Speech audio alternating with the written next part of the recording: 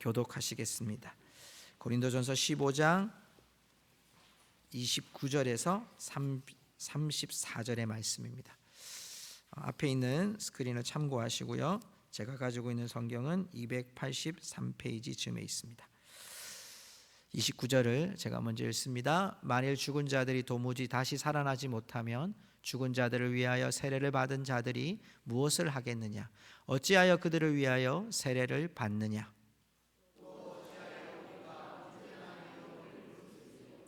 형제들아, 내가 그리스도 예수 우리 주 안에서 가진 바 너희에 대한 나의 자랑을 두고 단언하노니 나는 날마다 죽노라.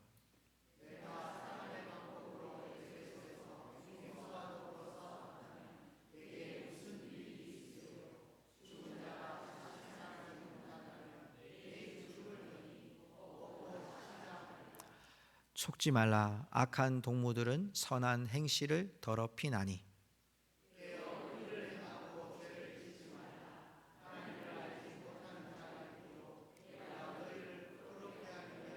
말하노라. 아멘. 자리에 앉으시기 바랍니다. 오늘 믿음의 계도 우리 고린도전서 15장 부활장에 대한 말씀 네 번째 시간의 말씀을 나눕니다. 바울은 부활의 증거와 증인, 부활이 없는 신앙은 생명이 없는 신앙임을 우리에게 15장 1절부터 28절까지 말씀해 주었습니다. 특별히 지난 시간에 우리의 개인적인 부활은 완성된 하나님 나라의 통치로 완성되어지는 것을 우리에게 보여주었습니다.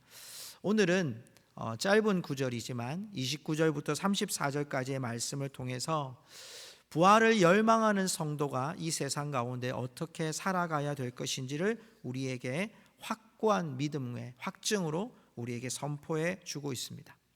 특별히 오늘 읽었던 이 말씀 속에 29절에 보면요, 참 조금 의아한 구절이 나옵니다. 그게 뭐냐면, 만일 죽은 자들이 도무지 살아나지 못하면 죽은 자들을 위하여 세례를 받는 자들이 무엇을 하겠느냐?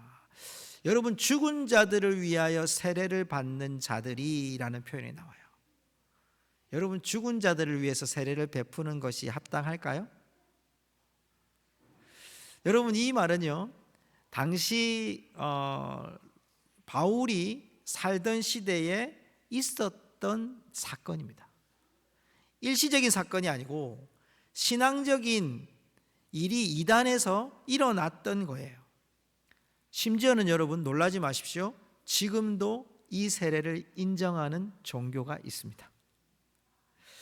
역사가 있는 크리소스톰이라는 분이 있습니다. 이분이요, 역사를 해석해 가면서 이 부분을 연구했는데, 당시에 어떻게 이렇게 죽은 자들을 위해서 세례를 베푸느냐고 했더니, 죽은 자를 죽으면 있잖아요, 먼저 눕힌대요. 침대에 눕히고요, 그리고 신실한 사람이 침대 밑에 들어가는 거예요. 신실한 사람이 침대 밑에 들어가고 죽은 사람은 위에 침대 위에 있어요. 그리고 목사님이나 지도자가 오는 거, 당시에는 목사님이 아니죠.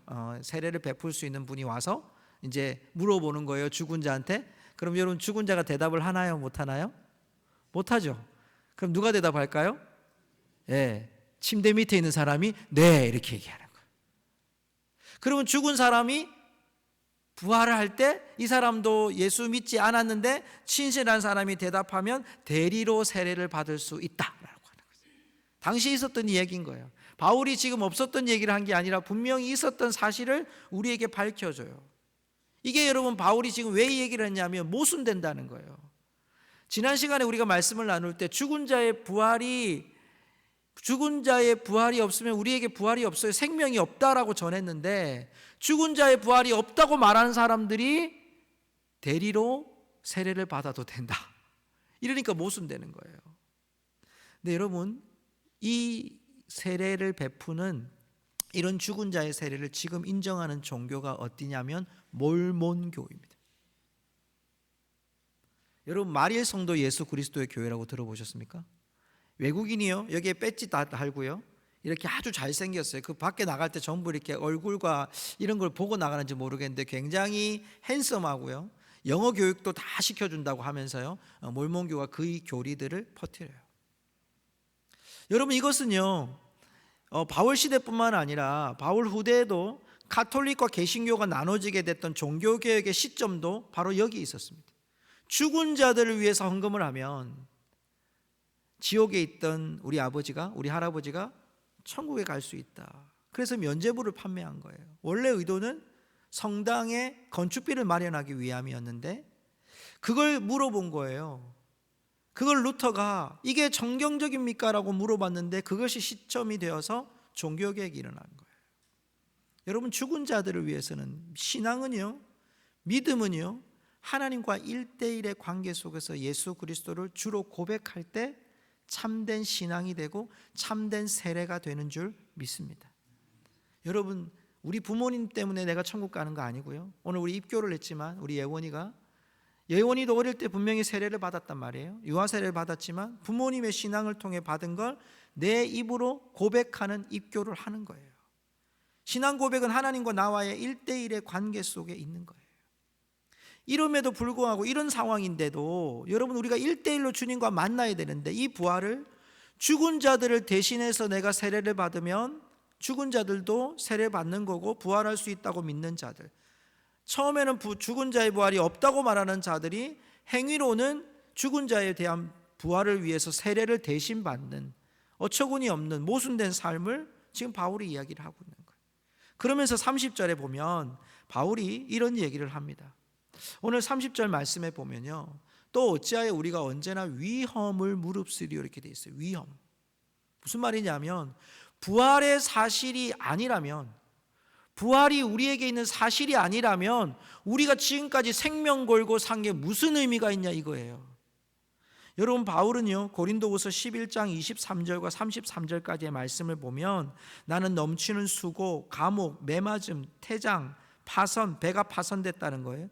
여행 중에 강의 위험, 강도의 위험, 동족의 위험, 이방인의 위험, 시내, 광야, 바다, 거짓 형제의 위험, 수고하고 자지 못하고 먹지 못하고 목마르고 굶고 춥고 헐벗고 교회를 염려해서 압박을 받았던 이 모든 것이 이렇게 위험을 감수했는데 부활이 없다고? 나는 이 부활을 내 안에서 내 부활이 확신하기 때문에, 예수 그리스도의 부활이 확신하기 때문에, 죽은 자의 부활이 확신 있기 때문에 나는 그것을 증명하면서 이 수고를 감당했다는 거예요. 성도 여러분, 우리가 부활의 증인으로 사는 것은요, 우리 한번 따라합시다. 부활의 증인은 진리를 담고 삽니다. 예, 저는 오늘 이 말씀을 묵상하면서 이런 마음이 들었어요. 바울이 왜 이렇게 수고하고 매맞고 고통받고 일하면서 살았느냐? 내 안에 진리를 담고 산 이 마음의 진리에 대한 확신이 있었기 때문인 거죠. 성도 여러분, 우리가 한 해 동안 주님을 위해서 열심히 수고하고 달려왔던 그 길은 우리 안에서 일을 잘하기 때문에, 지혜롭기 때문에, 명예롭기 때문에, 능력이 많아서가 아니라 내가 직분을 맡았으니까 당연히 해야 되는 그 이유 때문에가 아니라 우리에게 다 예수 그리스도의 십자가와 부활이라는 진리가 담겨져 있기 때문에 우리가 여기까지 수고하며 헌신하며 달려온 줄로 믿습니다. 그게 우리의 믿음이라는 거예요. 왜 우리가 주의 일을 합니까? 여러분, 그 중심엔 우리에겐 진리라는 게 담겨있기 때문에, 조금 모자라고 조금 부족해도 진리가 내 안에 담겨져 있기 때문에, 내가 지금도 예수 그리스도의 십자가와 부활이라고 하는 진리가 담겨있기 때문에 나는 오늘도 주의 일을 하는 자로, 주님께 부름받은 자로 여기에 서 있는 줄 믿습니다. 그게 여러분 성도라는 거예요. 바울이 왜 이렇게 위험을 무릅쓸 수 있었냐면 내 안에 진리가 확실했기 때문이에요. 그러면서 바울은 그 진리로 사는 사람의 삶을 이렇게 고백합니다. 우리 31절 한번 같이 읽어볼까요? 31절의 말씀입니다. 같이 읽습니다. 형제들아, 내가 그리스도 예수 우리 주 안에서 가진 바 너희에 대한 나의 자랑을 두고 단언하노니 나는 날마다 죽노라. 한번 따라할까요? 나는 날마다 죽노라. 이 의미가 뭘까요? 고린도후서 4장 10절의 말씀에 보면 우리가 항상 예수의 죽음을 몸에 짊어짐은 예수의 생명이 또한 우리 몸에 나타나게 하려 함이라. 나타나게라는 말은 살아 계시다 이런 뜻인 거죠. 내가 내 몸에 예수의 죽음을 몸에 짊어진다는 것은 내 안에 예수로 살아가는 삶, 예수로 충만한 삶을 사는 것은 내 안에 예수님이 살아계시는 걸 이 세상에 증명하기 위해서 산다라고 말하는 거죠.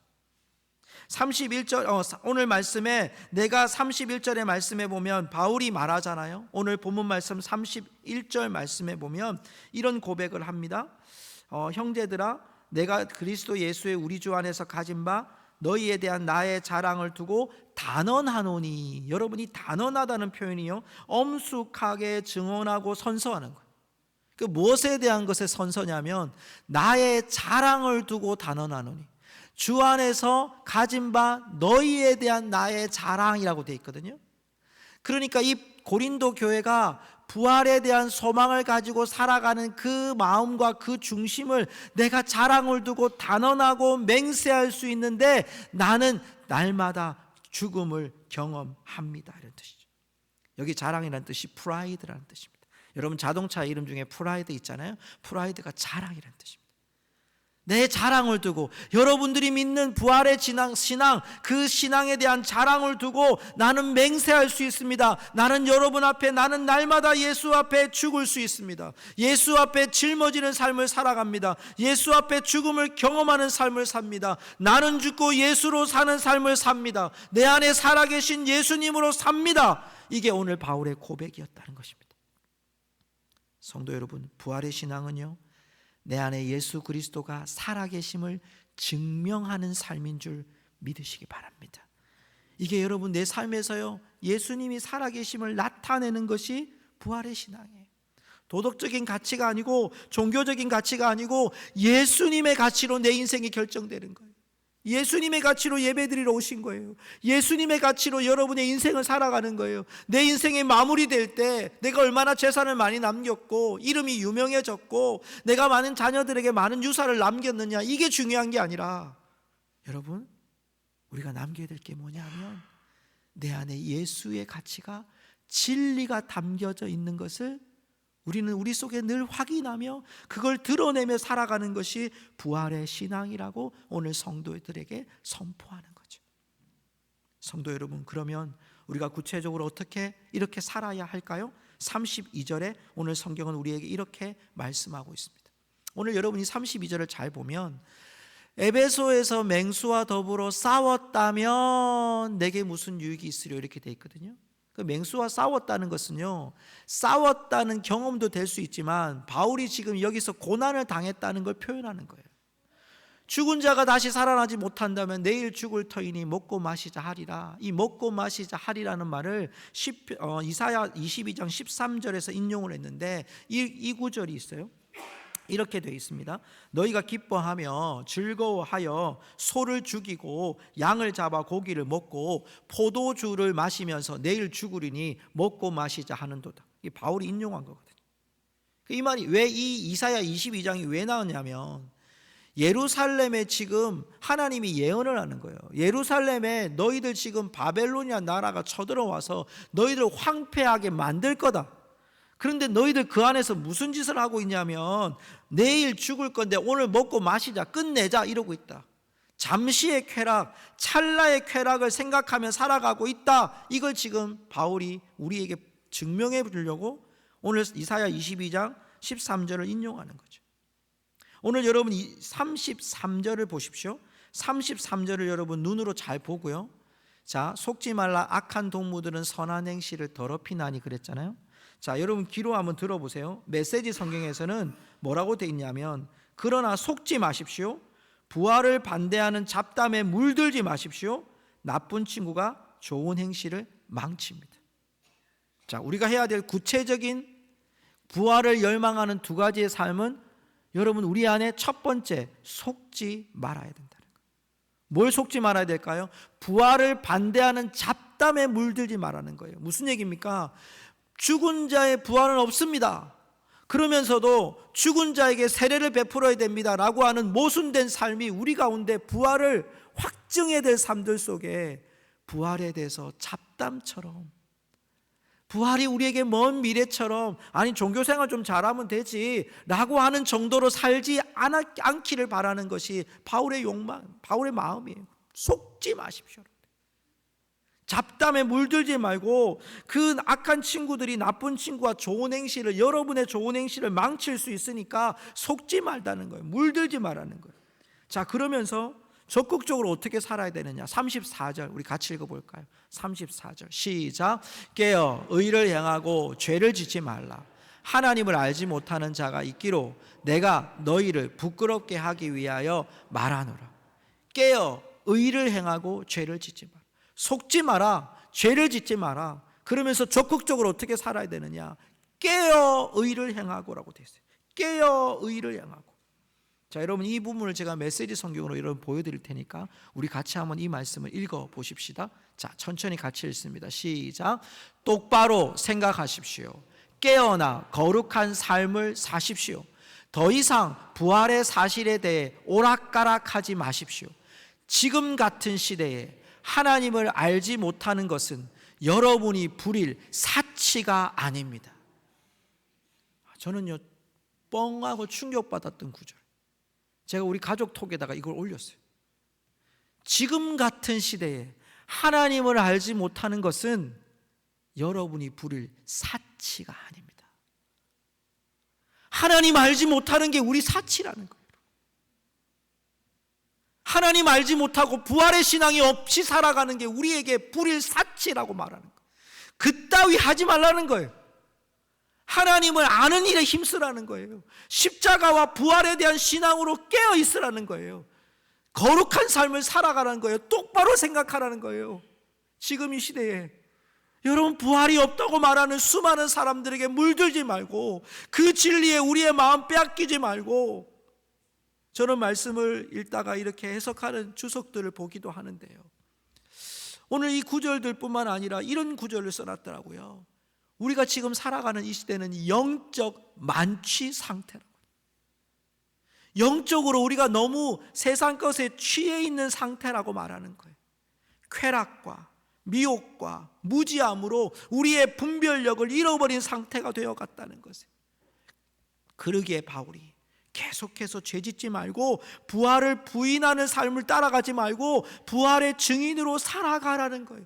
영적 만취 상태를 버리고 이제는 깨어서 거룩한 삶으로 사치스러운, 우리가 부릴 사치, 하나님을 알지 못하는 이런 일에 마음을 빼앗기지 말고 분별하여서 부활의 증인으로 살아가라고 다짐하는 거예요. 오늘 우리는 성찬의 예식을 지금부터 거행할 겁니다. 여러분, 이 성찬은 우리의 예식입니다. 1년에 2번 이상 여러분 헌법적으로 되어 있습니다. 그러나 여러분, 이 예식은 단순히 우리가 지켜야 될 시간이 아니라 우리가 다시 한 번 더 우리의 궤도를, 우리의 믿음의 궤도를, 신앙의 궤도를 다시 확인하는 시간이 되어야 합니다. 하나님, 내가 주의 몸과 주의 피를 기념하는 이 예식을 내가 할 때마다 주님, 내 안에 내 영적 만취 상태를 이젠 그만하고 하나님 알지 못하는 일에 내가 분별력 없이 살았던 것 하나님 불쌍히 여겨주시고 다시 주의 몸과 주의 피를 기념함으로 내 안에 예수 그리스도께서 살아 계심을 증거하는 삶으로 살겠습니다. 여러분, 그 다짐이 오늘 우리의 성찬이 될 수 있기를 주님의 이름으로 축복합니다. 우리 이 시간 함께 하나님께 한번 기도하며 나아가기 원합니다.